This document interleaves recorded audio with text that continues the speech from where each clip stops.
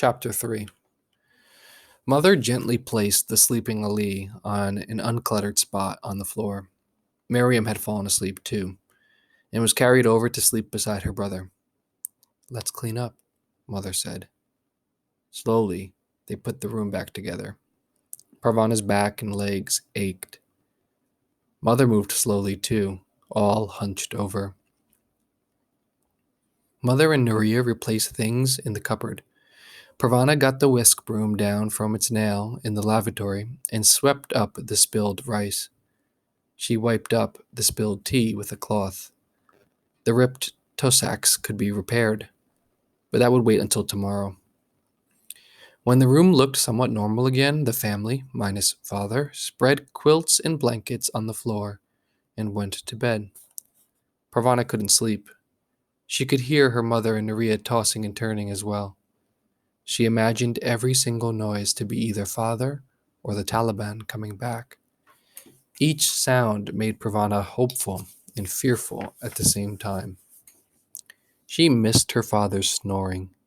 He had a soft, pleasant snore. During the heavy bombing of Kabul, they changed homes many times to try and find a safe place. Parvana would wake up in the middle of the night and not remember where she was. As soon as she heard her father snoring, she knew she was safe. Tonight, there was no snoring. Where was her father? Did he have a soft place to sleep? Was he cold? Was he hungry? Was he scared? Parvana had never been inside a prison, but she had other relatives who had been arrested. One of her aunts had been arrested with hundreds of other schoolgirls for protesting the Soviet occupation of her country. All the Afghan governments put their enemies in jail. You can't be truly Afghan if you don't know someone who's been in prison, her mother sometimes said. No one had told her what prisons were like. You're too young to know these things, the grown-ups would tell her. She had to imagine it. It would be cold, Parvana decided, and dark. "Mother, turn on the lamp." She sat bolt upright with a sudden thought. "Parvana, hush. You'll wake Ali." "Light the lamp," Parvana whispered. "If they let father go, he'll need a light in the window to guide him home." How could he walk? He left his walking stick here. "Parvana, go to sleep. You are not helping the situation." Parvana lay down again, but she didn't sleep. The only window in the room was a small one, high up on one wall. The Taliban had ordered all windows painted over with black paint so that no one could see the women inside. "We won't do it," Father had said. "The window is so high and so small that no one can possibly see in." So far, they had gotten away with leaving it unpainted. For shorter periods on clear days, the sun would come through the window in a thin stream. Ali and Miriam would sit in that ray of sunshine. Mother and Nuria would join them there, and for a few moments the sun would warm the flesh on their arms and faces. Then the planet would continue its spin, and the sunbeam would be gone again. Parvana kept her eyes on the spot where she thought the window was. The night was so dark. She could not distinguish between the window and the wall.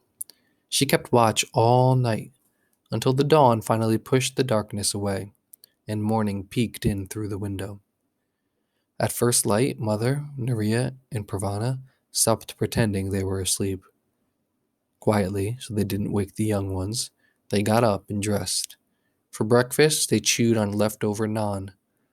Nuria started to heat water for tea on the little gas stove in the bathroom, but Mother stopped her. "There is boiled water left from last night. We'll just drink that. We don't have to wait for the tea. Parvana and I are going to get your father out of jail." She said it the way she might say, "Parvana and I are going to the market to get peaches." The naan fell from Parvana's lips onto the plastic cloth. She didn't argue, though. Maybe I'll get to finally see what the inside of a jail looks like, she thought. The prison was a long way from their home. Buses were not permitted to carry women who did not have a man with them. They would have to walk the whole way. What if father was being held somewhere else? What if they were stopped by the Taliban in the street? Mother wasn't supposed to be out of her home without a man, or without a note from her husband. Nuria, write mother a note. Don't bother, Nuria. I will not walk around my own city with a note pinned to my burqa as if I were a kindergarten child. I have a university degree. Write the note anyway, Parvana whispered to Nuria when mother was in the washroom. I'll carry it in my sleeve. Nuria agreed. Her penmanship was more grown up than Parvana's. She quickly wrote, I give permission for my wife to be outside. She signed it with father's name. I don't think it'll do much good, Nuria whispered as she handed Parvana the note. Most of the Taliban don't know how to read. Parvana didn't answer. She quickly folded the note into a small square and tucked it in the wide hem of her sleeve. Nuria suddenly did something very unusual. She gave her sister a hug. Come back, she whispered. Parvana didn't want to go, but she knew that sitting at home waiting for them to return would be even harder. Hurry up, Parvana, her mother said. Your father is waiting. Parvana slipped her feet into her sandals and wound her chador around her head. She followed her mother out the door. Helping mother down the broken stairs was a little like helping father, as the billowing burqa made it hard for her to see where she was going. Mother hesitated at the bottom of the stairs. Parvana thought she might be having second thoughts. After that moment, though, her mother pulled herself up to her full height, straightened her back, and plunged into the Kabul street. Parvana rushed after her. She had to run to keep up with her mother's long, quick steps, but she didn't dare fall behind. There were a few other women in the street, and they all wore the regulation burqa, which made them all look alike. If Parvana lost track of her mother, she was afraid she'd never find her again. Now and then, her mother stopped beside a man and a woman, or a small group of men, or even a peddler boy, and held out a photograph of father. She didn't say anything, just showed them the photo. Parvana held her breath every time her mother did this. Photographs were illegal. Any one of these people could turn Parvana and her mother over to the militia. But everyone looked at the photo, then shook their heads. Many people had been arrested. Many people had disappeared. They knew what mother was asking without her having to say anything. Pul-e-Charkhi prison was a long walk from Parvana's home. By the time the huge fortress came into view, her legs were sore, her feet ached, and worst of all, she was scared all over. The prison was dark and ugly, and it made Parvana feel even smaller. Malali wouldn't be afraid, Parvana knew. Malali would form an army and lead it in a storming of the prison. Malali would lick her lips at such a challenge. Her knees wouldn't be shaking as Parvana's were. If Parvana's mother was scared, she didn't show it. She marched straight up to the prison gates and said to the guard, I'm here for my husband. The guards ignored her. I'm here for my husband, mother said again. She took out father's photograph and held it in front of the face of one of the guards. He was arrested last night. He has committed no crime, and I want him released. More guards began to gather. Parvana gave a little tug on her mother's burqa. Her mother ignored her. I am here for my husband, she kept saying louder and louder. Parvana tugged harder on the loose cloth of the burqa.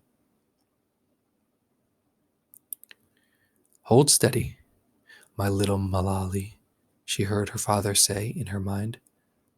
Suddenly, she felt very calm. I'm here for my father, she called out. Her mother looked down at her. Through the screen over her eyes, she reached down and took Parvana's hand. I'm here for my husband, she called again. Over and over, Parvana and her mother kept yelling out their mission. More and more men came to stare at them.